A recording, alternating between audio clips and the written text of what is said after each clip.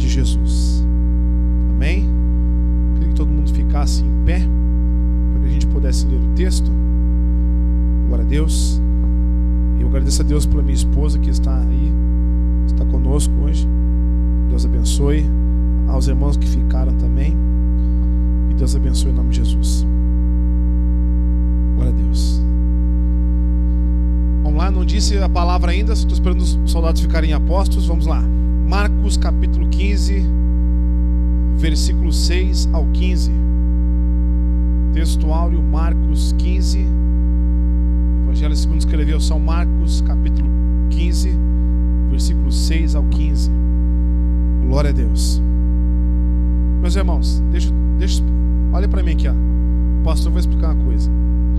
Há vigílias, encontros em que são expressos e marcantes pela glória de Deus. E há outros que às vezes a glória não se manifesta. Mas eu quero deixar bem claro uma coisa aqui, ó. Nós não temos que ser filhos bardosos, que a gente pede, Deus, dá só a sua glória, Senhor, e sempre Deus tem que dar. Às vezes Deus se cala e vê o que a gente faz aqui embaixo e coloca como depósito um celeiro celestial. Deus, Ele é um ser justo e está justo a todas as coisas. Mas a glória não se manifestou, não aconteceu como a gente esperava. Às vezes a gente pensa que uma coisa e Deus quer de outro jeito. Então eu entendo o que eu estou falando. Nem sempre Deus manifesta a sua glória. A gente que prega, né, pastor Sandro? Vai às vezes, Deus, que o Senhor me use, que o Senhor encha a igreja da tua glória, e às vezes não sai essa glória. Mas porém, a palavra é pregada, muitos são alcançados e fica tudo em depósito diante de Deus. Amém? Então, irmãos, eu vou ser bem rapidinho na palavra, porque a gente não se estenda muito. Marcos 15, 6 ao 15. Ora, por ocasião da festa, era costume soltar ao povo um dos presos, qualquer que eles pedissem.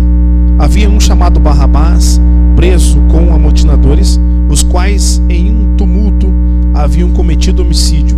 Vindo a multidão, começou a pedir que lhes fizesse como de costume. Pilatos lhe respondeu dizendo: quereis que eu vos solte o rei dos judeus? Pois ele bem percebia que por inveja os principais sacerdotes lhe haviam entregado. Mas estes incitaram a multidão no sentido de que ele soltasse de preferência Barrabás. Mas Pilatos lhes perguntou: que fareis então deste a quem chameis o rei dos judeus? Eles porém clamavam: crucifica-o. Mas Pilatos lhe disse: que mal fez ele? E eles gritavam cada vez mais: crucifica-o. Então Pilatos, querendo contentar a multidão, soltou Barrabás e pôs a mandar açoites a Jesus e entregou-o para ser crucificado. Deus e Pai, Senhor, estamos cansados, Deus. Há filhos que estão aqui desde as 2 horas da tarde, Senhor. Pai, mas nós pedimos que mais um pouquinho o Teu Espírito, Senhor, nos coloque a Tua palavra como semente, e que o Senhor nos leve, Deus, a refletir nessa palavra rápida em que será pregada. Pai, o que importa é que o Senhor cresça e diminua, que o Senhor nos fale, Deus, em nome de Jesus, nos ensine, nos exorte, nos console. Amém e amém. Tome assento, irmãos.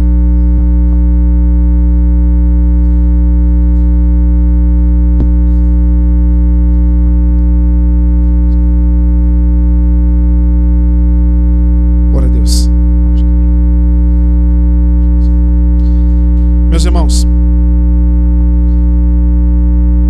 o Evangelho de Marcos é uma bênção porque ele escreve Jesus como servo, escrito aos romanos. Marcos dá uma ênfase de como Jesus veio servir o homem. Glória a Deus. Amém.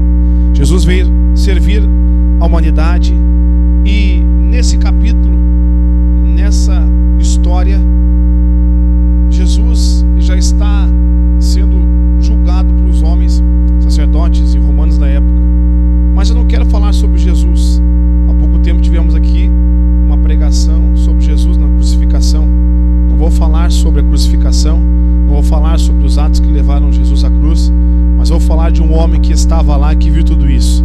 Vou falar essa noite, bem rapidinho, sobre Barrabás. Meus irmãos, um personagem importante da história do Evangelho de Marcos, também de Mateus, de Lucas e de João, é Barrabás. Todos os evangelhos narram essa história. Uns dizem que ele é salteador, outros dizem que ele é um amotinador. Enfim, cada evangelho traz uma história diferente, mas o importante é que eu quero ministrar ao teu coração aquilo que este homem passou. Pois bem, para que você entenda uma coisa, antes de começar a pregar, eu quero só contar um testemunho. Quando eu comecei a ministrar a palavra do Senhor, a minha vida começou a ter um novo sentido. Depois de muita oração e de muito querer e a sede que eu tinha pelo ministério da palavra, Deus começou a levantar na palavra o servo pregador, e eu comecei a ter uma visão de uma coisa. Aí ontem Deus falou comigo de novo, e hoje eu confirmei com a minha esposa, através de algumas pregações que eu andei ouvindo por aí. Começou lá no Mevan com o Luiz Hermínio, depois pastor Gregório Macnucci. Através das palavras de minha esposa, eu comecei a notar que o ministério da palavra do Senhor não é para a gente vender uma imagem pessoal, nem para a gente ter um sucesso, uma fama. É por isso que Deus levantou naquela quinta-feira, quem estava aqui viu, que eu preguei contra o sucesso e a fama, que é o que os crentes hoje em dia têm almejado em cima de púlpito. Eu não vim aqui para mostrar minha performance para você na vigília, essa hora da noite. Não vim aqui dizer que eu sou alguém grande ou pequeno. Eu vim só te dar o recado de Deus para você, e que você receba em nome de Jesus, amém? E eu comecei a notar que fazer fama e sucesso é o que eu não quero mais, Nando. A notícia que você me deu, que o Michael me deu, que eu não cheguei aqui, que teve 12 que aceitaram Jesus Cristo, isso quebra o meu coração. Estamos tirando os olhos dos holofotes dos crentes, do entretenimento evangélico, e voltando realmente para buscar as almas em nome de Jesus. É por isso que eu achei muito interessante aquele cartaz ali, Unidade Só da Justiça, papapá, prepare-se, Jesus voltará. Chega de ficar brincando de igreja, vamos fazer a nossa obra, amém? Meus irmãos, olha só, eu vou me colocar na primeira pessoa nessa história. Eu não podia aceitar com que a minha etnia, a minha nação ficasse presa num jugo romano.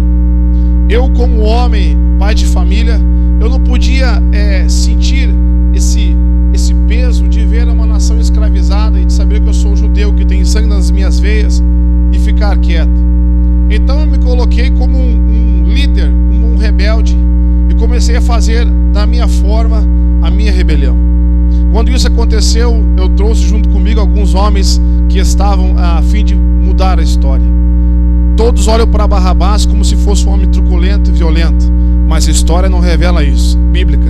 A história dos homens, aí, filme de Mel Gibson, diz que Barrabás era um assassino, que era um homem terrível, mas Barrabás lutava contra Roma.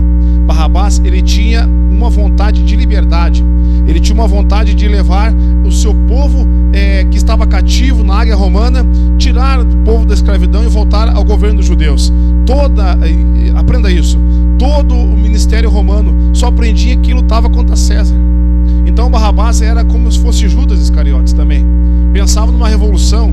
Judas, quando traiu Jesus, ele tinha a mesma ideia de revolucionar, de usar Jesus como top da revolução. Quando ele descobriu, Judas, que não era o Senhor, o revolucionário, mas sim o rei dos judeus mesmo, ele caiu na verdade que Jesus era o Messias, e por isso se enforcou. Então Barrabás, ele estava sedento de justiça, e junto com ele, como eu disse, trouxe os amotinadores. Então Barrabás começou a fazer parte de uma equipe da Judeia chamada os sicários, ou seja, os terroristas. Esses homens, eles de pouco em pouco iam matando as pessoas. Eles matavam soldados romanos para proclamar uma rebelião contra o governo de César. Quando isso aconteceu, logo depois, um homicídio, Barrabás é preso junto com os seus liderados e fica na cadeia. Então, os sonhos de conquista, os sonhos de tirar os seus irmãos do jugo romano, foi por água abaixo, porque ele estava preso. E um homem preso nessa época iria à cruz. A crucificação diante dos judeus mostravam e expunham a vergonha de ser um homem maldito, a vergonha de ser um líder que fracassou. E quando levantava os homens na cruz, eles diziam: olha, aconteceu isso com ele, vai acontecer isso com vocês também, se revoltarem contra o governo romano. Por isso que Barrabás estava preso, porque ele pensava na liberdade do seu povo, porque ele queria mudar a história, porque ele queria das suas forças, das suas mãos, conseguir tirar o povo da escravidão. E não tem como. A águia romana voava alto, o governo estava na supremacia, os pés de ferro, não tinha como conseguir conquistar, mas a sua pequena força, os seus assassinatos, o levaram à prisão. Pois bem, se levaram à prisão, você sabe que vai ser julgado, que vai ser condenado e crucificado. Então Barrabás estava perdido, Barrabás estava pego, porque realmente ele iria para a cruz. Agora eu te pergunto, havia chance para Barrabás? Sim ou não? Não? Claro que não. Dali, da onde ele saísse da prisão que estava, só sairia para o julgamento e para a cruz. Não haveria de outra forma ou uma absolvição, a não ser se fosse o meu Jesus.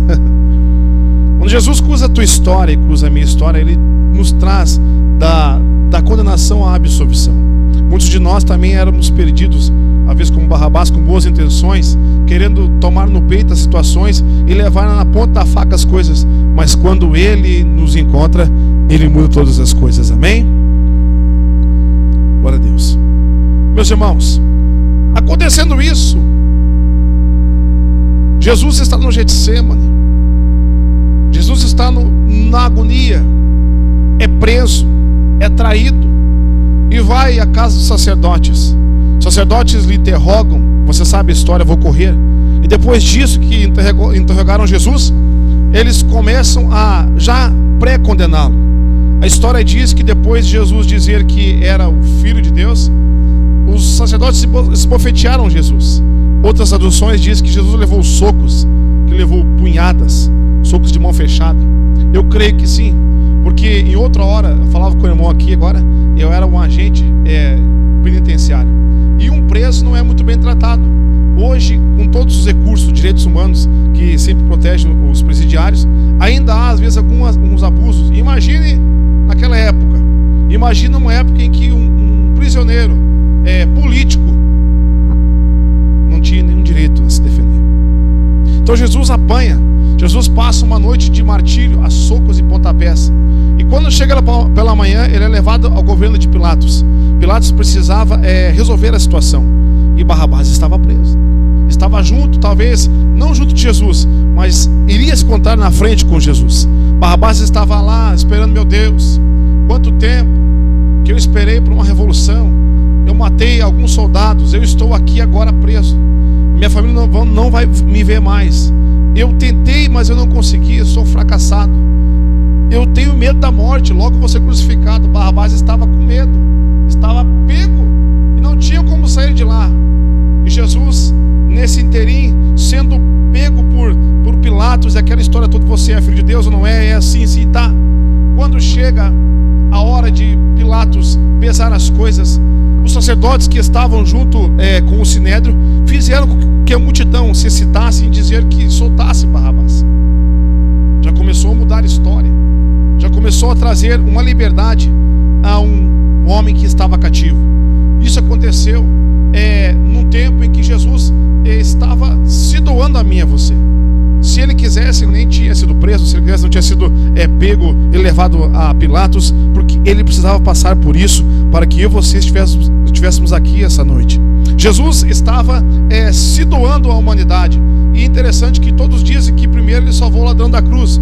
Pois bem, você vai ver que hoje foi Barrabás o primeiro homem. Barrabás está lá, pensando e chorando as suas mágoas de morte, e dizendo: não verei mais os meus filhos, não verei mais a minha esposa, não verei mais meus irmãos judeus, os meus guerreiros, não verei mais nada. A morte chegou para mim, não existe mais chance. Jesus é levado a Pilatos. Pilatos sabe por sua mulher que ele é um homem justo. Pilatos quer livrar Jesus, mas o peso político e os judeus